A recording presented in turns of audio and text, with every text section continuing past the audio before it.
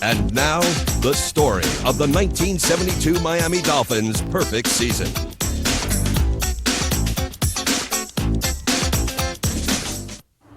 Welcome to Classic Sports Network and our reunion of the undefeated 1972 Miami Dolphins. When you take a look at some of the accomplishments of the great teams in National Football League history, when you look at the very top of that list, there is the Miami Dolphins football team. You look at the history of this league, you've seen teams that were bigger, some of the teams were faster, and a lot of them were certainly stronger than this Miami Dolphins team. But you know what? None of them were more perfect. The history of professional sports is filled with legendary teams whose dominance was indisputable. Teams that were simply better than their competition. Suggesting that any one of them is the greatest ever is futile. For whether you like the Yankees of Babe Ruth, the Canadiens of Rocket Richard, or the Bulls of Michael Jordan, someone will always disagree. But among these champions, there is one team whose place cannot be argued, a team that met every challenge and never flinched, not even once. The 1972 Miami Dolphins played 17 games, and they won them all. The greatest season in the history of professional sports. A quarter century has passed, and as the 72 Dolphins reunite, they remain a living monument to the possibility of perfection. Say 72 Dolphins, and people say undefeated, or they say ultimate accomplishment, but they all mean perfect. Classic Sports Network brings you some of the outstanding members of that team to tell their story, celebrate their accomplishment, and relive the perfect season. You'll hear from Hall of Famers Don Shula, Larry Zonka, Bob Griese, and Paul Warfield. And host Dan Dierdorf cruises through the perfect season with three legendary members of the 1972 team. Earl Morrall. Welcome aboard, Earl. A quarterback maybe played the most instrumental role in the 72 season. Bob Kuechenberg, All-Pro guard and should-be Hall of Famer, and the quickest defensive tackle I ever saw, Manny Fernandez. Hello, Manny. How you doing, Dan? Good to see you. Welcome aboard, and let's get ready for our cruise celebrating the 1972 Miami Dolphins. The Earl Morrall story is one of pro football's most heartwarming. A career journeyman who played for 5 teams before the Dolphins, he was remembered by most as the QB who lost to Joe Namath in Super Bowl III. But 4 years later, Earl the Pearl was the ace up Don Shula's sleeve. He replaced injured Bob Griese and led the Dolphins to 11 straight wins, earning praise and, at last, respect. Bob Kuechenberg was a popular symbol of the blue-collar Dolphins offensive line. Drafted by the Eagles in 1969, Kuech wound up in Miami the following season and stayed for 14 years.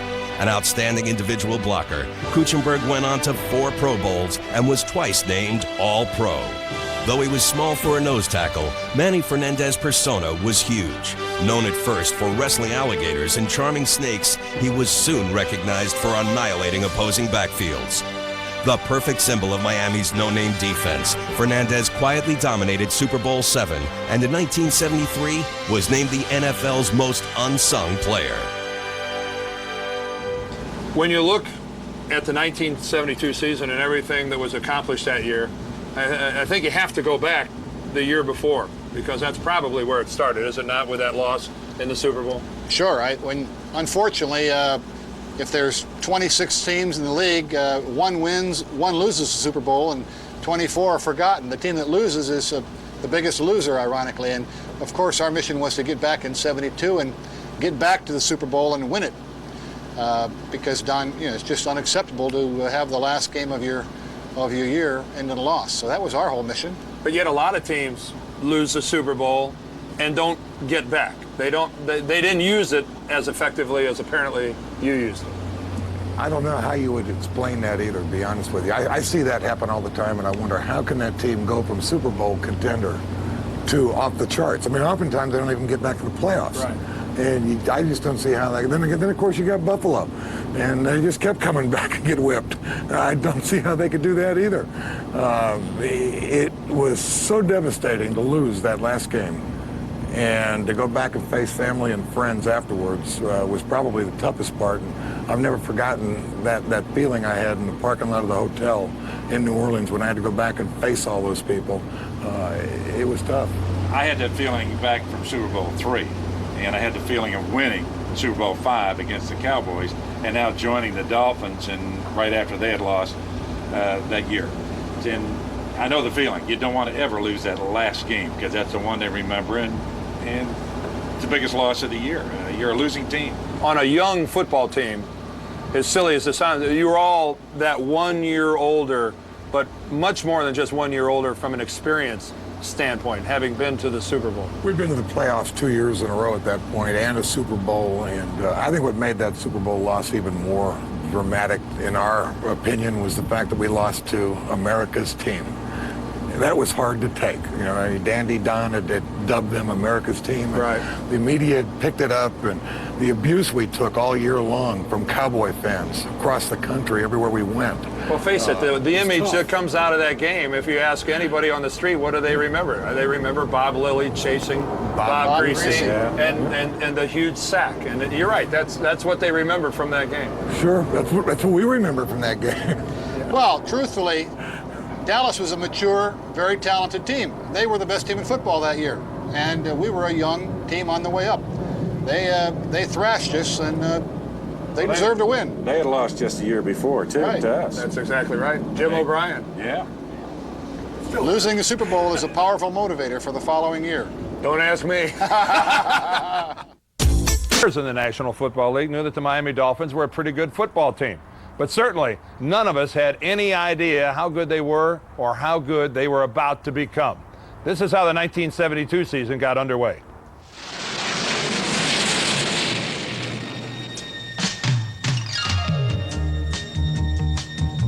Arrowhead Stadium was the scene of the opener. Don Shula had set a single goal for the new season: to get his team in the Super Bowl and win it. Beating the Chiefs in their new stadium would be the first step. The irony of opening in Kansas City was apparent to all, especially Don Shula. For this was a rematch of 1971's Christmas Day playoff in football's longest game.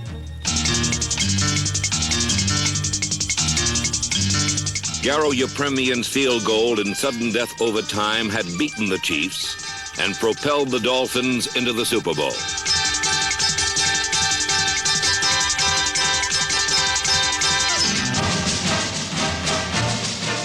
Now, as the Dolphins began the 72 schedule, all the psychological advantages belonged to the favored Chiefs. But Bob Griese passed to an old target, Paul Warfield,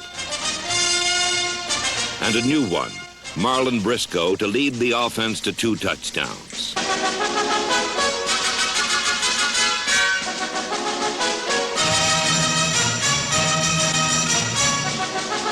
Miami's famous no-name defense was superb, stopping the Chiefs' running game, shutting off their big threat Otis Taylor, and harassing Len Dawson throughout the game. Miami's dominance was so complete, they held Kansas City without a touchdown until only 9 seconds remained. Miami had easily thwarted the revenge-minded Chiefs 20-10. The next Sunday in the home opener, Miami raced away from Houston in the rain.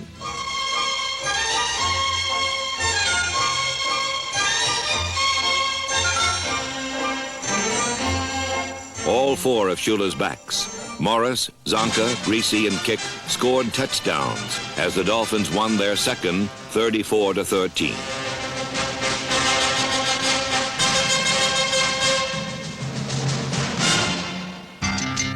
Then came the Vikings. From the opening kickoff, it was a bruising battle.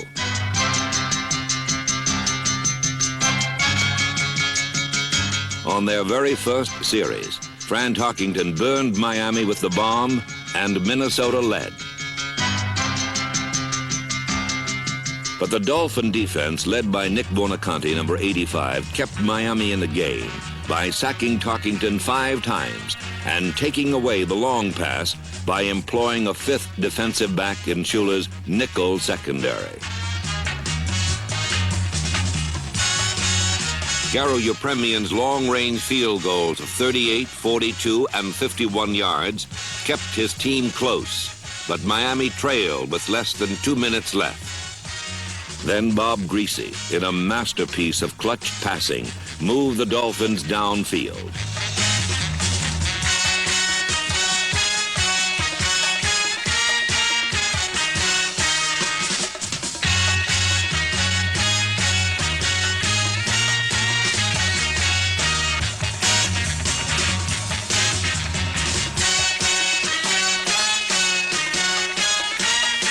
Miami's great come-from-behind victory was their third straight and left them the only undefeated team in pro football.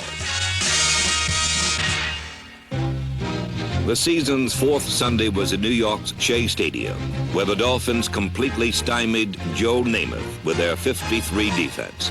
Bob Matheson, number 53, dropping back like a linebacker or rushing in like an end, frustrated Namath all day. Led by Bob Griese, who enjoyed perfect protection, and Howard Twilley, who reclaimed his regular job from injured Marlon Briscoe, Miami won.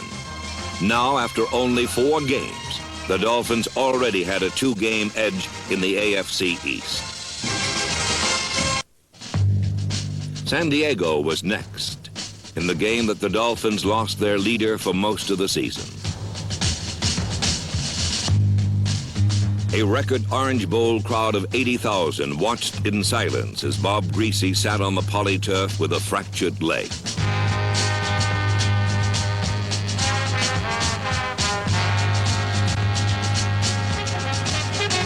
But Miami was well prepared, and as Bob Griese was wheeled off the field on a stretcher, his successor, the last of the crew cuts, 38-year-old Earl Morrall, took his place at the line of scrimmage.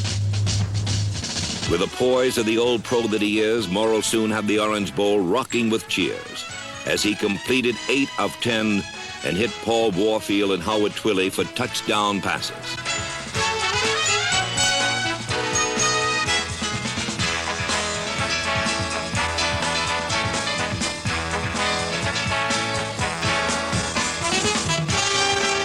The no-name defense got the team into the scoring column as well, when safety Dick Anderson went 35 yards with a Charger fumble.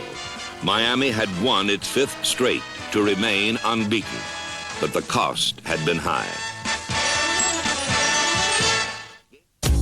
You're watching The Perfect Season on Classic Sports Network.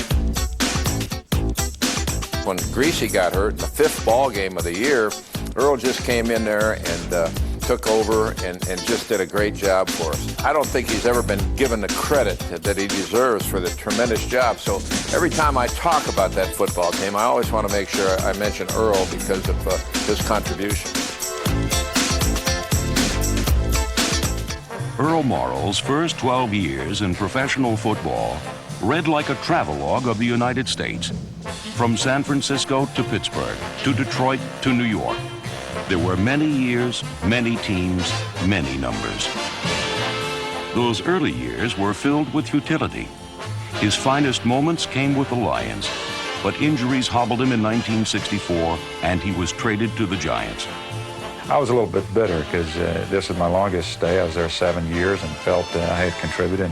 And I guess at that time I was starting to doubt myself, as you say, gee, is this the end of the road? Is my career ending? Morrall found new life in New York, but his resourcefulness could not revive a crumbling Giant team, and he crumbled with them. A broken arm made Morrall a spectator, and at season's end, he was released. In the apparent twilight of a lackluster career, Earl signed with Baltimore as a backup to a legend, Johnny Unitas.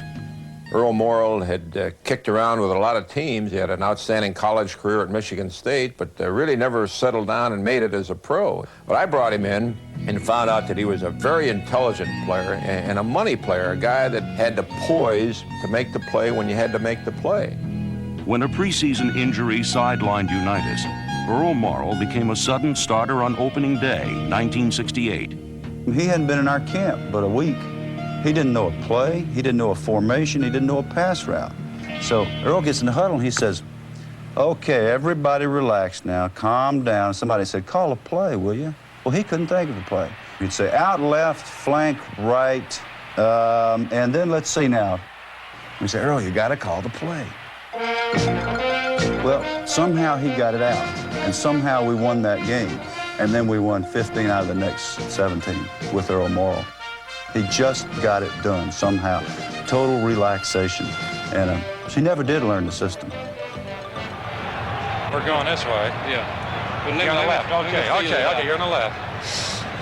But Earl's calculated cool calmed the Colts and helped bring an NFL championship to Baltimore.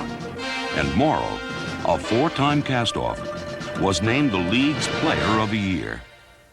I'm just happy to be here, really.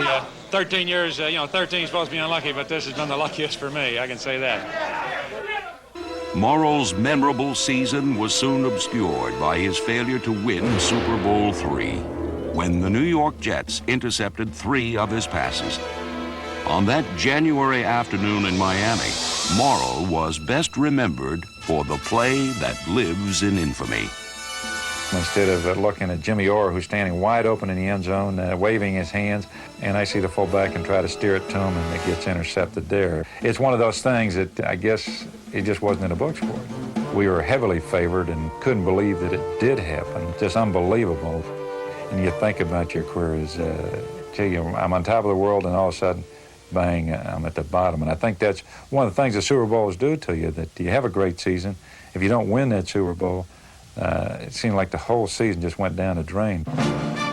2 years later, Earl Morrall regained his self-esteem in Super Bowl V. Again, he relieved Johnny Unitas, but this time he led the Colts to a come-from-behind win over the Dallas Cowboys. After 17 years with 5 teams, Earl had his world championship, but his highest moment in a marathon career faded fast. Later that year, at the age of 37, he was cut by the Colts. Then Don Shula called again, this time from Miami. I called Coach Shula back in my mind thinking I wasn't going to go. But I guess it's one of those things, his little knack that he has, and he gives you that little zinger. He says, I can't assure you a spot on the team. You still have to come down and make the team. You still have to prove yourself. And I guess it's that little challenge that he threw out there that said, okay, I'm coming. I'll be there. Nice shot, Earl. Mid-season, Earl. Okay, babe. He was one of the guys, and he just loved to be a part of the Dolphins, and we loved having him as our quarterback and as our teammate. Well, he took a lot of kidding, and he was a little bit older, and we used to put a rocking chair in front of his locker. He was just a great guy. Everybody loved Earl Morrall. There is not a nicer guy that I know of. Indeed, if there is a fountain of youth in Florida, Earl Morrall found it in Miami, but only because he never stopped looking. You never know when you're going to be called upon. You never know if you're going to get a chance that week or that year, but yet you have to go out and practice just as hard. And when you are thrust into the fray, you have to come through because it's a crucial situation. When Bob Griese went down with a broken ankle, Earl Morrall was called upon again to save a season. Cooch, what's going on in the offensive huddle when Bob goes off on that stretcher? Good question, Dan, and distinctly recall a sense of togetherness and bonding.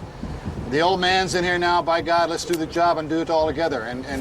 Protect him. Protect him. You know, the original beginning of ball control was Earl's 38-yard run against the Jets. It took 12 minutes and 48 seconds. I threw 6 blocks, and Larry Little threw 8 blocks on one play. But clearly the defense overran him, right? With Griese, it was kind of like Muhammad Ali. You know, you didn't get hit much and you got things done. With Earl the Pearl, it was more like Joe Frazier. You know, you give a punch, you take a punch, and you win. And I preferred the Joe Frazier style. Did it in any way? Did it change in any way what you guys tried to do as an offensive line? I mean, Bob was the kind of a guy that would take off and you never would know where he was. Earl, much more classic. They knew pocket quarterback. where I was going to be. That's right in that pocket. Yeah, pass blocking for Earl was you knew exactly where he was going to be. But in either case, we were trying to run the ball, and Earl did an incredible job. I think you also take your hat off to Shula also. If you trace his career, he always had a wonderful number 2 quarterback behind his starter. Earl and Johnny, you over in Baltimore, and then later on after Earl, Don Strock down here, and Strock behind Marino. So Shula's always had a couple of great quarterbacks on the same roster.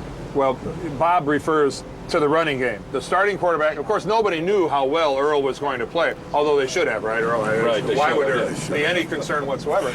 But, the running game is a great friend, but immediately a lot of the pressure shifts to the defensive football team. When anything bad happens to the offense, a lot more pressure on the defense to pull it together. Right at that time, we felt it. You know, Nick, when we got back on the field, Nick in the huddle said, all right, we can't let these guys score. We don't know what the offense is going to do. You know, we just got to play it tough all day. And that was basically how we approached it, that we had to keep San Diego off the board. But Earl proved himself. And before that game, we had confidence in him. We just didn't know what Shula would do with the game plan, et cetera. You don't know what the coaching philosophies are how they're going to respond and change. And sometimes a coach can overreact. And in this case, he didn't. And he let Earl just keep calling the plays. And Earl ran his game, and we played our solid defense. And worked out pretty good. Team is a concept that's gotten lost somewhere along the way.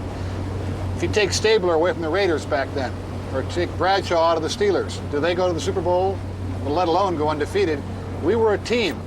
This team went undefeated with the number 2 quarterback for more than half the year. Undefeated. So I think that's a team. They felt committed to Don Shula. They felt that he was the guy that was going to lead them, and obviously was. They had talent. They had a strong running game and a defense that dominated the play at that time. They had so much confidence in each other. They had confidence in their coach. They had confidence in their scheme, and I think that's what it's all about. Kind of feel you're cheated with the Miami Dolphins because of the World Football League not come along. Zonka and Kick and Warfield not bolted.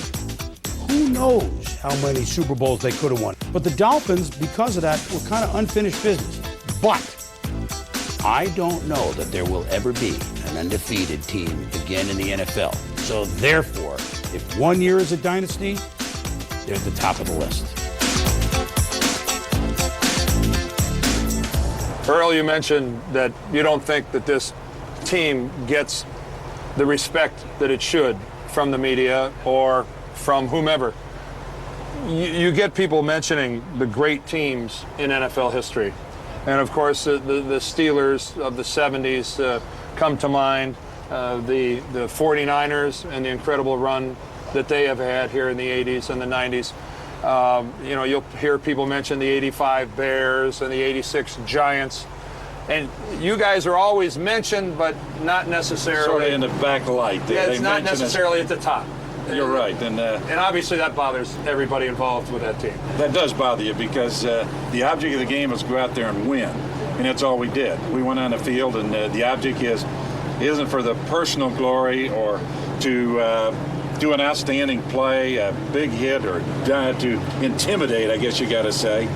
The idea is to go out and score more points and win the game. And that's all we did. Manny, I know you have strong feelings about this as well. It's, you know, what Very.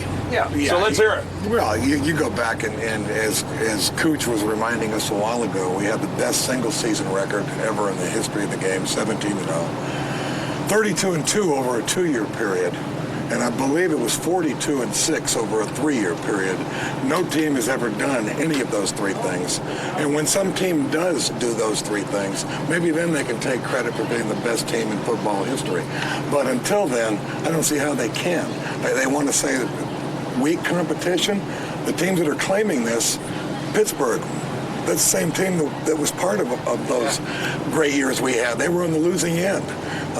We did beat those teams in those years, and you know, I'm real proud of what we did, and I think that anyone who would try to diminish that accomplishment really hasn't taken a good, valid look at it, and or they're running on emotion. It's just hard to diminish that kind of accomplishment. When you talk about domination, Dan, first of all, perfect is perfect. Imperfect is just that. But go to 32-2 for 2 years. Nobody's come close to that. And then you add the fact that we were still a young team at that point when I don't know if it was the World Football League or the other league came along and took Zonka, Kick, and Warfield out of our young team. Now, if you take Zonka, take out Franco Harris for Zonka, I don't know who's better. Is Bleier better than Kick? I don't know. They're close. Is Warfield or Lynn Swann better? I don't know. They're close. You take those 3 Steelers out of that lineup, what happens to the Steelers? And yet we went 10-4 and 10-4 without those. So we were a young team when all that happened. But you know, in the undefeated season, we set the records for all the rushing yards, I mean, it was total domination. The '73 Super Bowl, we won the coin toss all 3 games, went down methodically, 80 yards, got a touchdown, took no fewer than 5 minutes, no longer than 8 minutes, and in 2 out of the 3 games, the defense held them to 3 and out. We got the ball back to the 50-yard line. It was 14-0, and the game was over before it began, including the Super Bowl. So if they really care, look at those white uniforms dominating people within the rules, with intelligence, and with discipline. They'll find the truth.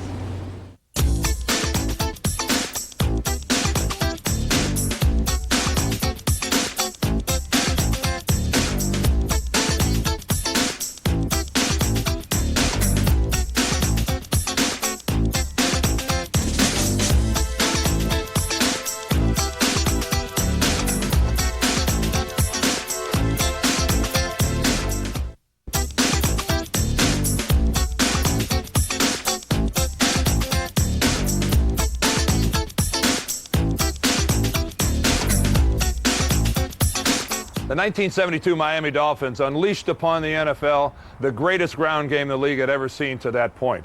Of course, a lot of attention circled around the 3 running backs with Zonka and Kick and Mercury Morris. But in my mind, being an old offensive lineman, it was the work of the 5 guys up front. This was a running game that in my mind was poetry in motion. It takes a great deal more to put a running game together than it does to put a passing game together. I think everybody has to work as a team. I personally like the run. I think the running game is really what football is all about. And also, it makes you a little bit hard-nosed. The more you run, the more hard-nosed you are. In 1963, Don Shula began his NFL coaching career leading a Baltimore team defined by its wondrous and wily passer, Johnny Unitas. But in the 60s, the National Football League was defined by runners. First, it was Cleveland and the great Jim Brown. Then, Green Bay's power sweep duo of Jim Taylor and Paul Hornung that dominated the league. The 64 NFL Championship, Cleveland 27, Baltimore nothing. The 65 playoffs, Green Bay 13, Baltimore 10. Year after year, these rushing dynasties left Shula within reach of a title, but never grasping it. Even Super Bowl III, his most devastating loss, was due more to the pounding attack of Jets fullback Matt Snell than the celebrated play of MVP Joe Namath. Shula learned Lombardi's rule the hard way. Football is a running game. That will never change. Fast forward to 1972, and imagine you're a defensive coordinator preparing for the Miami Dolphins. Your first job, stop their bruising fullback, Larry Zonka. I stood up and I said, how much did you weigh for today's game? And he said, 259. It was amazing. Zonka is bigger than any of the defensive linemen of the Vikings. Then focus on reining in their tailback, elusive and speedy Mercury Morris, who along with Jim Brown and Gale Sayers, is the 3rd back to average over 5 yards per carry for his career. And what about their versatile money back, Jim Kick, who might catch it in the flat or pound it in from short yardage? Don Shula has those Miami Dolphins off to a great start this year, Tom. In fact, Minnesota coach Bud Grant told me he thinks they have more offensive firepower than any other team in pro football. People around the league realized that Shula's backfield had it all. With Zonka, Shula had the every-down power back in the tradition of Taylor and Brown. With Morris and Kick, he had the athletes to keep defenses guessing like they did against the triple-threat golden boy Paul Hornung. They had a great trio of running backs who just pounded you to death. It was an awesome, dominating type of a running game. I can't think of another trio that would be better than that trio.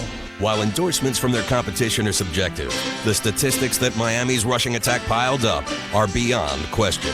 211 rushing yards per game, 3rd best all time.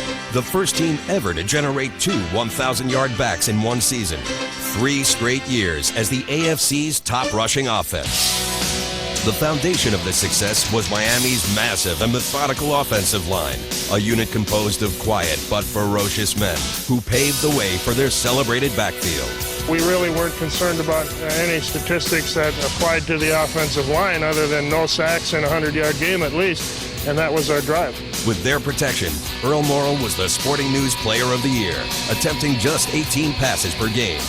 And more recently, Street and Smith's magazine named Zonka, Kick, and Morris as the NFL's all-time greatest backfield. But those who benefited most from Miami's conservative game plan are quick to credit the 5 men who made it possible. I was confident because I knew my offensive line was the best assembled. And I knew that they were going to move people around.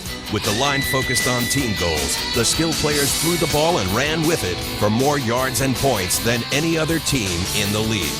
The standout, Hall of Famer Larry Little, a man impossibly agile for someone so big and incredibly athletic for someone so strong. In 1972, Little steamrolled defenders en route to a 3rd straight selection as the conference's top offensive lineman. The offensive line we had was an outstanding offensive line. One of the best, if not the best, in the history of the game. In the middle, Hall of Fame center Jim Langer made 1972 his year to emerge as the line's leader. They had put the trust in me. In 1972, I was the starting center for the Miami Dolphins, and that carried with it a lot of responsibility. Joining Little on Langer's right side was tackle Norm Evans, while the left was manned by 6'6" tackle Wayne Moore and guard Bob Kuechenberg, a 4-time Pro Bowler and outstanding one-on-one blocker. All were capable of opening gaping holes for the backs or providing solid protection for Morrall and Griese. The Miami line, like its backfield, had no weaknesses and few peers. You can admire their greatness by the numbers or simply through the lasting images of 5 blockers and 3 runners who dominated every defense they faced. Guys, if we could, I'd like to talk about the Dolphins running game of 1972. A running attack that the NFL had never seen anything quite like it to that point in time. And I'm not sure even to this day anything quite as varied as your rushing attack. And Cooch, I'll start with you because you're an offensive lineman, and as we all know, it's where it starts and where it finishes. I can't imagine what a thrill it had to be part of such a dominant running attack, just wide in the middle. It didn't make. You came at everybody from so many different directions. Well, Dan, you can imagine because you played with some great lines in St. Louis there, and before you, St. Louis had a great line as well. Sure did. You're right. You got to a point there where you were just licking your chops. Couldn't wait to get out there because you know that yourself and the other 4 guys were just going to have a field day today. But Monty Clark, our line coach, is the guy who's he's the architect of that line, and it's true that all 5 of us had been released by another team prior. So all 5 of us linemen who are at one point or another, or many times all pro, were cut by another team. You want to only talk about the line, but I guess we're obligated to just mention Morris and Kick and what was that other guy's name? Zonka. Yeah, they were okay, weren't they? They weren't bad. Yeah, they weren't bad at all. It was fun as an offensive lineman because you're bleeding from every hole in your body, and then you sit back there and you look at Griese, and he's wearing glasses and doesn't have a stain on you. Look like Sherman Wilcox in the huddle. But then you look at Zonka, and one play his nose is on this side of his face, and then the next play it's over on this side of his face. And I think I won $1,000 from Langer that year betting as to which side of Larry's face his nose would end up at game's end. I had 5 horses that would run no matter what the weather conditions. Kuechenberg, Evans, Larry Little, Jim Langer, Wayne Moore. I knew I had those people in front of me. Hell yes, I'm going to smile.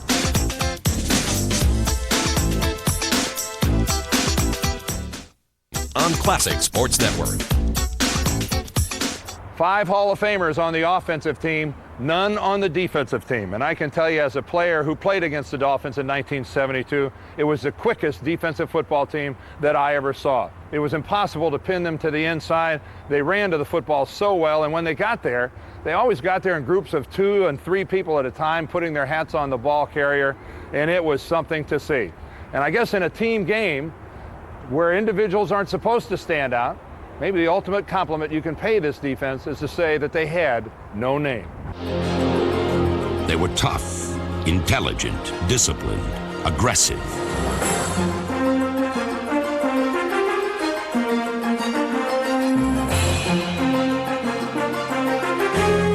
They were hard-nosed, persistent, stifling, opportunistic. The Miami defense was the backbone of the Dolphins dynasty of the early 70s and helped lead them to 3 straight Super Bowls, including a perfect season in 1972. Still no member of this unit is in the Hall of Fame. In fact, it was made up of a group of players so anonymous, they became known as the No-Names. I think someone just wrote about the fact that they analyzed the defense, but as they looked around, they said it's really a no-name defense. And I think at first the players sort of resented it, but after a while, it sort of became sort of an affection for them. They really felt good about it. And matter of fact, I remember someone took a picture and put it on a poster, and it said, the no-name defense, can you recognize these players? And they had us wearing masks, little Lone Ranger masks. The most famous, make that the least unknown of the group, was linebacker Nick Bonaconti, though he hardly fit the mold of a premier defender. He was too small, and he wasn't fast. You know, and right now, if he were coming out of college and all of his stats were in the computer, I guarantee you he would be a reject. He would never get a chance to come to an NFL camp. But the thing that you can't measure with a computer is heart. That's what Bonaconti had. Plus, he had this tremendous leadership ability. He wouldn't stand for anything but best effort. He wouldn't tolerate mistakes by his teammates, and he never made any mistakes himself. Following Bonaconti's lead were defensive ends Bill Stanfill, number 84, and Vern Dan Herder, number 83, as well as tackles Bob Heinz and number 75, ferocious Manny Fernandez. But overall, the Dolphins weren't quite as physical as they were tactical. Defensive coordinator Bill Arnsparger was a mastermind who brought about the advent of situation substitution with the 53 defense, named for its key component, number 53, linebacker Bob Matheson. The 53 defense shows the brilliance of Bill Arnsparger. I think we ended up with a defensive lineman short, and Matheson was the biggest linebacker we had. So Bill puts him up on the end of the line and says, well, we'll rush him.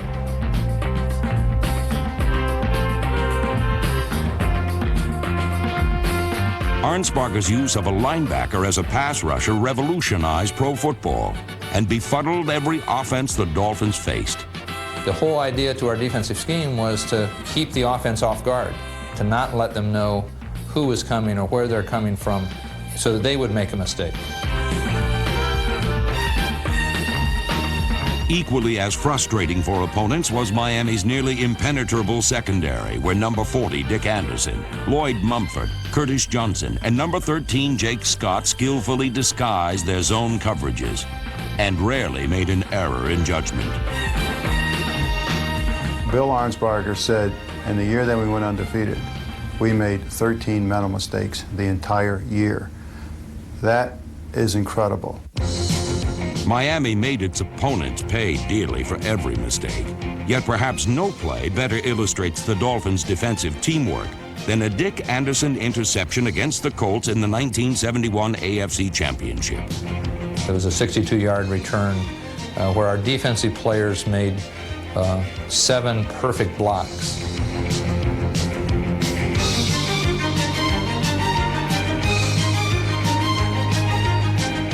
A once-in-a-lifetime opportunity. There were Colts just laying on the ground, and all I had to do was run around them. Funny story about that is Nick Bonaconti keeps telling me that, you know, I was so slow that he went out and got a hot dog, and when I came back I was still running, and I said, that's because you're the only one that didn't make a block. They say that nobody's perfect, but in the early 70s, the Dolphins' defense marched in near precision.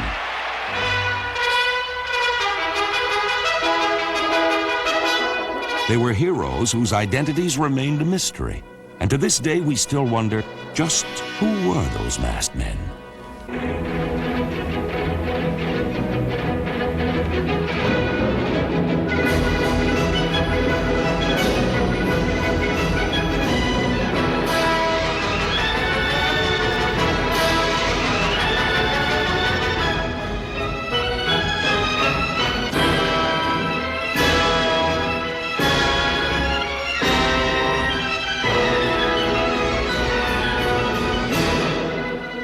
Individually, they weren't any names, but together they were the no-names. We didn't mind that term at all. We didn't have any stars on that team. We had a lot of great individuals that played as a group, and yeah, we wore that as a badge.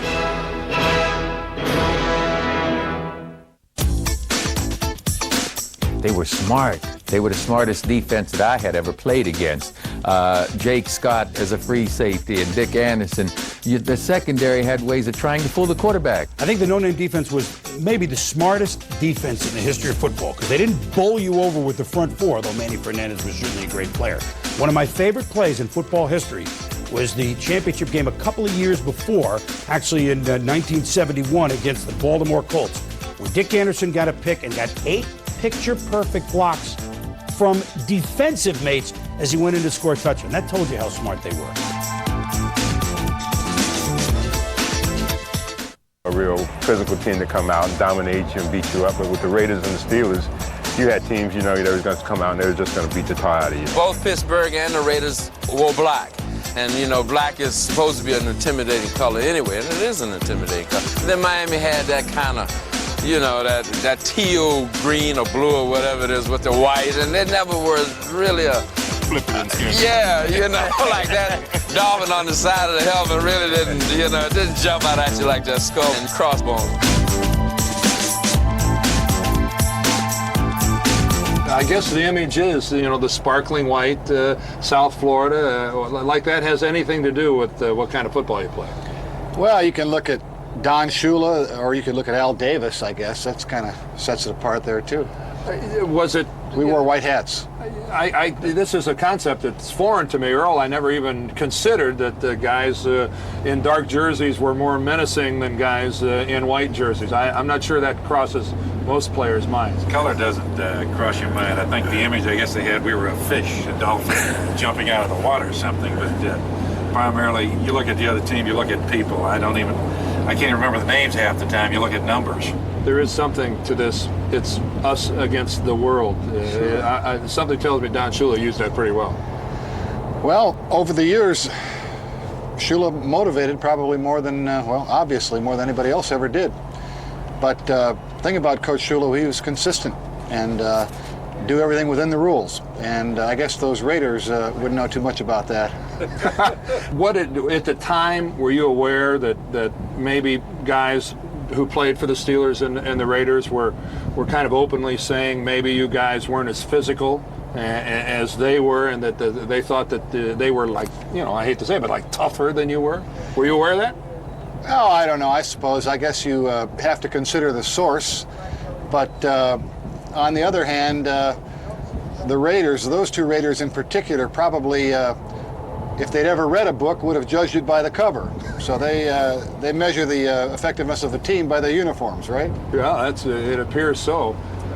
Manny, having played on the defensive line, no one ever questioned the toughness of your group before. I always took that very personal because coming in here out of college, I wasn't drafted, and one of the reasons I wasn't drafted was my college coach openly told scouts that I wasn't tough enough to play football in the NFL.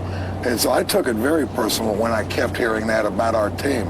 And I always thought we were absolutely as physical as any team in the league. And I think there are a lot of players out there with a little more intelligence than Jack Tatum that and your old coach would testify to that. You and your old coach stay in touch, I assume? A little bit, sure. Yeah, I bet. Once in a while. I ran into him at a Super Bowl and gave him an opportunity to find out, but he passed on it. Did he grovel? A little bit. I don't like to use a term dirty because I think they play real tough, hard-nosed football for the most part. But intimidation, roughhouse tactics. Well, we didn't like the Raiders too much, believe me. In fact, the year they beat us and we were going for our 4th consecutive Super Bowl, they lost to the Steelers in the championship game. They played the Super Bowl that day against us because they reacted to that game like they won the Super Bowl.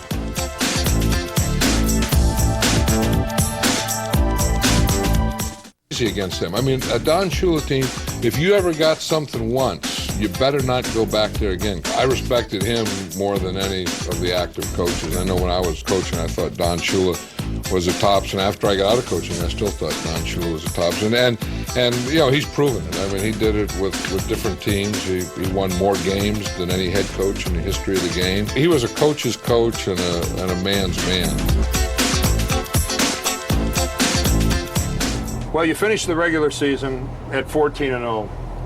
Obviously, a tremendous accomplishment, but it had been done before. Other NFL teams had finished the season undefeated, but they didn't finish it off. What did Don Shula say to the team about what was yet to come?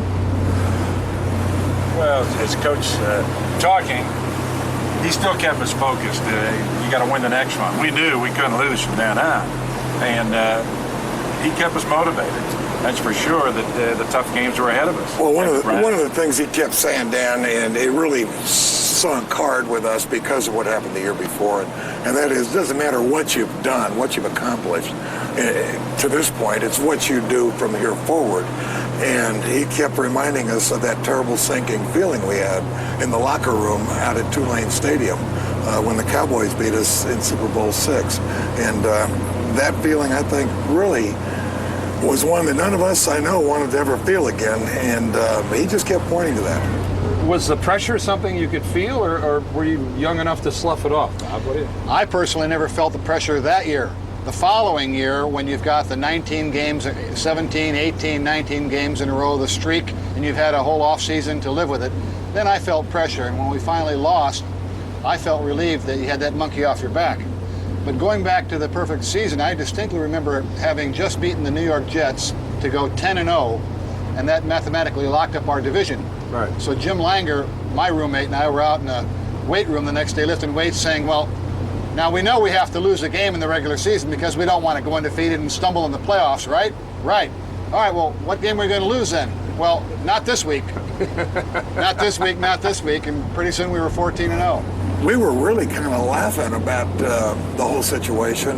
The media got real serious about it. I remember a phone call from Ed Pope, who is our sports writer laureate down here, and Ed calls me after we had just barely beaten the Giants, which weren't a very good team that year, and he said, "What's wrong with the Dolphins?" And I started laughing. I said, "Ed, come on, what'd you call for?" And he asked it, "No, seriously, man, you guys played terrible Sunday. What's wrong?" And I said, "Ed, there's nothing wrong."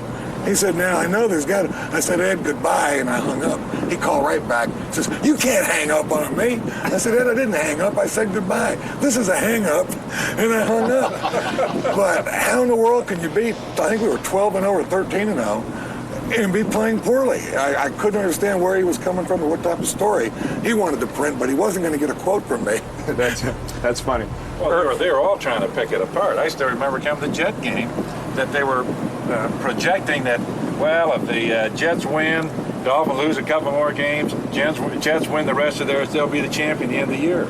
And we're undefeated at the time. They're writing us up losing. A 14-0 record during the regular season, obviously a tremendous accomplishment. But Don Shula had lost a couple of Super Bowls, and the skeptics were now looking at the Miami Dolphins saying, hey, how are they going to perform in the playoffs when the pressure is really on? A good football team, but are they great? Well, let's find out. Let the playoffs begin. In the playoff with Cleveland, the Miami specialty team blocked a punt for a touchdown, and the Dolphins took an early lead. But the Browns came back to go ahead with slightly over 8 minutes left to play.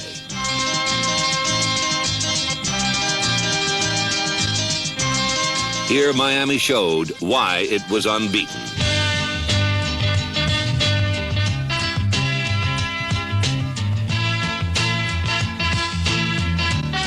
Earl Morrall and Paul Warfield combined to deliver the death knell. And a determined Jim Kick behind devastating blocking finished the 80-yard clutch drive in the Cleveland end zone.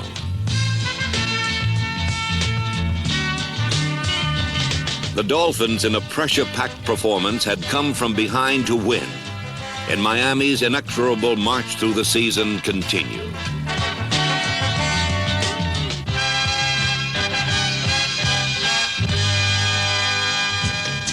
Next was Pittsburgh in the AFC Championship game, among the sign-carrying zealots in bedsheet-bedecked Three River Stadium.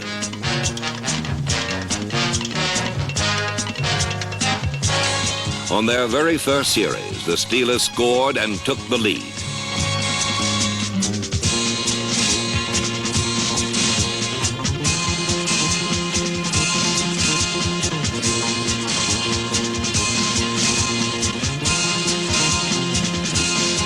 Time after time, Pittsburgh's steel curtain defense stopped Miami. Then on a 4th and 5 situation came the most important play of the game and perhaps the entire season for the Dolphins.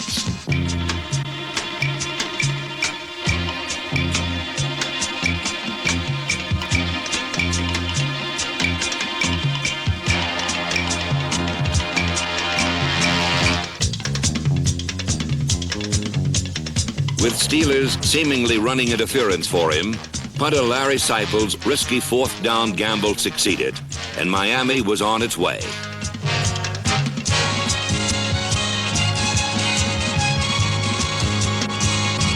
To take advantage of Seipel's great effort, the coach of the year made a difficult decision.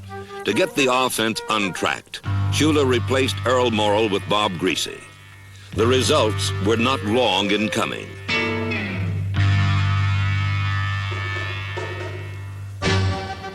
On his first pass of the playoffs, the gifted Griese split the Steeler defense with a pass that Paul Warfield took for 52 yards. Several plays later, Griese pitched to Jim Kick, the money performer without peer, who scored the go-ahead touchdown. It was 1 of 4 that Kick would score in the 3 postseason games.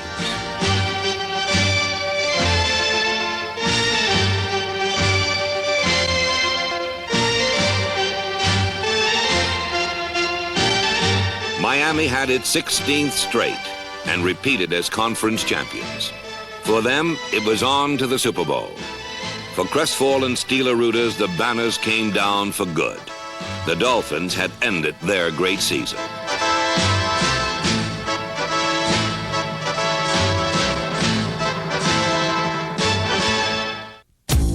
You're watching The Perfect Season on Classic Sports Network.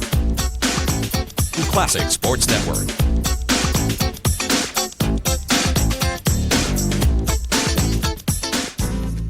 In a perfect season of over 2,000 plays, one play stands out for its perfect timing. We had Miami against the ropes. We had the lead. We had them in a 4th and long situation. They had to punt the ball, and we were to get it back. I would like to know to this day, and I'm sure that the story has changed over these many years, whether Larry Seipel had picked this up on his own and decided to become a hero in Roman football, or whether Don Shula had instructed him prior to going up there to run with the football. Seipel did it on his own. And I said, Larry, if you ever do it, you better make it. By the time I turned around to see what was taking place and how come the ball wasn't punted, Larry Seipel was running with me or down the field at this time. And I thought, oh my God, he ran with the football and it was a first down. And it was like, oh, crap. And we slid one by him. We tricked him. You know, Steelers fans say, you shouldn't have won that. Well, I agree, yeah, we shouldn't have, but we did. Okay, you guys, you've taken the next step now. You've moved through the playoffs. You beat both Pittsburgh and Cleveland. Cleveland first. But both of them, you had to work awfully hard. You had to come from behind. Yeah, you know, I figured that both those teams would just roll over, Ed, and they read our press clippings. We were undefeated. It must have been the white uniforms. Yeah, the nerve of those guys to be ahead of us in the 4th quarter. They were close games. They were tough teams. You got to give them credit. Cleveland, they were playing good football at that stage. We did have to come back in the game and score some points. Paul Warfield had him on a deep pass late in the game, got us down there, and then get the ball to Jim Kick, who he's your money player. You get down inside that 10-yard line, he finds the goal line. Manny, when you looked at those two teams and what they brought to the table offensively, you guys had more than just a small role in winning those two football games. We had our hands full. Those were two good offensive football teams, and particularly Pittsburgh with Franco Harris and Rocky Bleier and the great receivers and Terry Bradshaw, and they were on a roll, young team coming up. That trapping yeah, they had some offensive line. There's no doubt about it. The offensive line was great. They could do it all, and they had their way with us a little bit the first half, and we were pretty flat. I don't know whether. How do you go into the AFC Championship game flat? It just happens. Earl, halfway through the AFC Championship game in Pittsburgh, Don Shula makes a change at quarterback and puts Bob Griese back in the lineup. You brought the girl to the dance, but Bob got to take her home. Your thoughts on it? Well, that's true. The first half, we didn't move all over on them. It was a tough defense. The Steelers' defense was just a young defense, and they were forming, and they had some pretty good players. It was Coach Shula's thinking that he's going to give a lift to it. And at the time, certainly I wasn't happy about it. Yeah, I was going to say, did you see it coming at all, or was it? No, I didn't see it coming. Bob was practicing. He was doing everything in practice, and Shula was sticking with what the formula that we had been winning with. You still talk to Don Shula? Oh yeah, still talk. I mean, I always look at it. You put yourself in the other guy's shoes. He's trying to win a ball game. He wants to win a ball game. I always thought he did it just to show the world he could win with anybody at quarterback. It didn't matter. It's a relatively insignificant. Right. Yeah. You're watching The Perfect Season on Classic Sports Network. Earl had done a good job. I really had brought him in to be a relief pitcher for us, an insurance policy. So I thought, if the number one's healthy, I'm going to go to the number one. And then if Bob wasn't doing it in the Super Bowl, I could always come with Earl. But Bob did it in the Super Bowl. You know, I've said it, that's probably the toughest decision I've had to make as a head coach. All right, guys, you're 16-0. It's time to go to the Coliseum. It's time to get ready to play the Washington Redskins for the whole enchilada. First of all, Earl, the quarterback situation. Don Shula says he has to make a brutal decision, and that's to start Bob Griese. Well, that's true. He told me when we first practiced after the Pittsburgh game that Bob was the number one when I got here, and that I was backing him up, and that he was going to start him. He wanted me the first to know, and he could announce to the squad and the press, so we wouldn't get any choosing up sides. And he wanted to tell me personally, and that he felt I'd be better coming off the bench. And at the time, I said, well, it's your decision, which it was. And I said, but I felt I've contributed, and I certainly want to play. And he says, you're right. He says, yeah, I had contributed, and that, he's going to, get me in and should play. And so I said, I'm not going to, I've been through it before. The most important thing is to win. I wasn't going to create waves and go out talking to press or anything else. And I went out like I did in the beginning of the season, practice and being ready if called upon. Did you, Bob, have a sense of the historical context to this game, that it's a Super Bowl and that's all we ever wanted to do when we played was to win that Super Bowl? But boy, you toss in that undefeated thing as well. That's a big carrot dangling out there. I think it's bigger probably now looking back on it. I don't know, as a young player, it doesn't get any bigger than playing in the Super Bowl. The fact that we were 16-0 and the thought of being 16-1 was unbearable. You couldn't think of that, but the pressure, there's only so much pressure, Dan, and you know yourself, after about 3 or 4 plays, you get knocked on your butt a couple of times, you forget about all that anyway, and you start doing what you're supposed to do. As you get ready for this game, you look back in hindsight, you guys were 3-point underdogs. Yeah. Undefeated. That's the ultimate insult. And 3-point underdogs to George Allen's Washington Redskins. Didn't take us serious then, they still don't. I don't understand it all, undefeated. Were you aware of it at the time that you're underdog? Absolutely. Yeah, we had Jake on our team, remember? And Jake always knew the odds and the point spreads.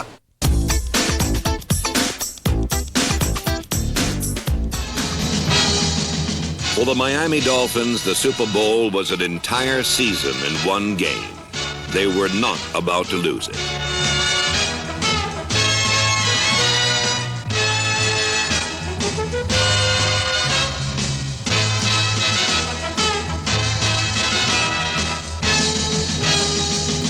Bob Griese hit on 6 of 6 passes in the first half and threw to Howard Twilley for the game's first score.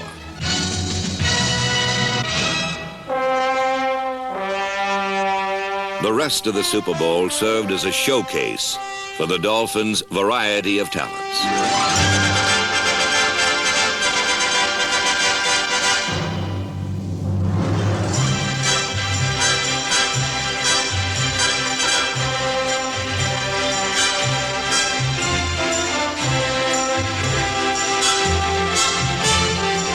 The Dolphin defense was the real story of this game, stopping Larry Brown cold. Jake Scott was named Most Valuable Player for his 2 interceptions. And Manny Fernandez had the kind of a day a defensive lineman dreams about, as the no-name defense completely controlled the game.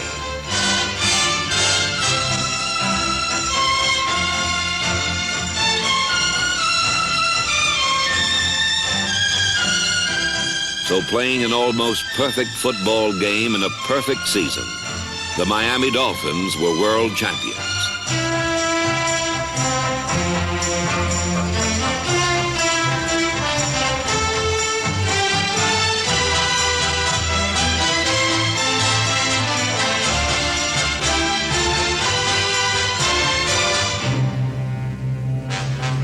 Only 7 years since Joe Robbie was granted a franchise in the old AFL, Miami not only won the Super Bowl, but had gone an entire season undefeated. A feat no other NFL team in history has accomplished. It is unlikely ever to happen again.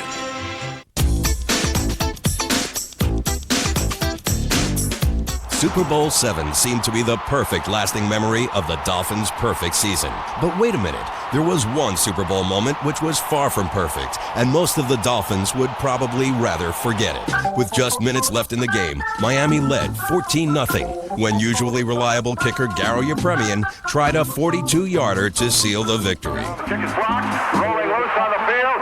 It is picked up by Garo. He tries to throw a pass, deflected in the air, grabbed by Bass, 40, 35, 30. He's going to score.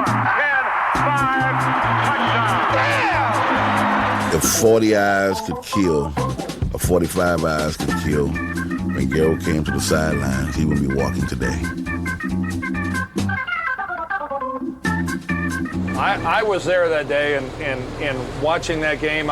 If you'd have played 12 or 16 quarters, I'm not sure the Redskins would have scored on you. Well, not unless Garo would have had another opportunity to kick. Well, I would have tackled him if he had picked the ball up. And I'm taking the tack that they didn't score against your defense. That's right. It's that's how complete I thought you dominated Washington that day. Manny was all over. He was in their backfield more than I think Larry Brown was. It was a game we were really prepared for, and I think our defense matched up well against their offense. The quickness of our line and linebackers against their offensive linemen, which were big and strong and not as quick. What did you guys say to Garo after his gaffe?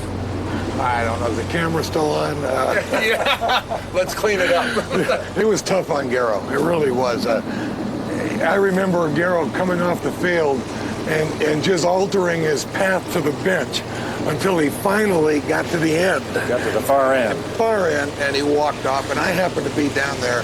He stood next to me, and I looked over at him, and I said some things not very complimentary.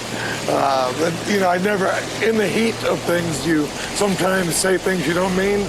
Oh, yeah, because he had been such a contributor all season to our game, to our team, won so many games for us, that one screw up, though, at the wrong time, just, I think, frayed everybody, and we were a little upset, to say the least. Kickers aren't football players. No, most of them aren't.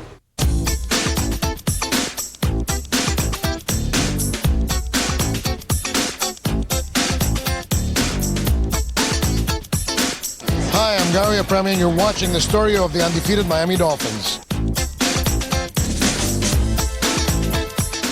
Scored, a lot of passes caught, runs, and wonderful things have happened in the last 25 years, but ain't nobody done what you did. And I mean, is it fair to say that as time goes on, it just gets better and better? Yeah, it does. I ran into an old 49er quarterback the year we did it, Frankie Albert. And Frankie, at this awards banquet, got me aside and said, you did something special, and you really don't know how special it was, but 25 years from now, you're going to look back and realize just what an accomplishment it was. And looking back now, 25 years, he was right. It's something that at that time I didn't think was so special. So many college teams have gone undefeated, and I really thought it was just a matter of, a few years, somebody else would do it. Here it is. That much time has passed, and they haven't. Pretty special. We had a close call in 1985, I guess, and how symbolic that the Dolphins ended the Bears' run. It's something you watch closely every year, don't you? Oh, we were there. I was at the game and cheering wildly for the Dolphins to upset them, to beat them, in which they did, and it was great. I mean, you could feel electricity. The fans were behind it. I can't imagine how tall the tails have gotten over these years. The older we get, the better we were. Oh, I can't. You were unscored upon, and you beat everybody 67 to nothing, right? I think we're a lot better in 1997 than we were in 1972, without question. You're supposed to be. That's right. That's right. But it's unfortunately you've had a couple members of your team that have passed away. By and large, though, everybody comes back, and it's just got to be. I'd give anything to be a fly on the wall. Yeah, it's been a special 25 years. We have lost Bob Matheson and Wayne Moore. Their widows were at the tribute. Fine families. I know that you've had your share of good fortune and success, and thanks for letting us participate in it a little bit. Seems like the right time to maybe break out the champagne. Cooch, word is out that you have been known to lead everybody in a toast. So how about if we pass out the champagne, and Bob, if you would how nice be so kind as to the record goes toast your Miami Dolphins of 1972, the only undefeated team in NFL history. And here's to the next 25 years. We'll be back for that. Well, I hope so. Congratulations, gentlemen. An accomplishment that'll last forever, and why not? These guys earned it. Maybe the best rushing attack the NFL has ever seen. A defensive football team that was the epitome of team defense, and guided by the man who ended up being the winningest coach in NFL history, Don Shula. Thanks for joining us, everybody, here on Classic Sports Network. I'm Dan Dierdorf. So long.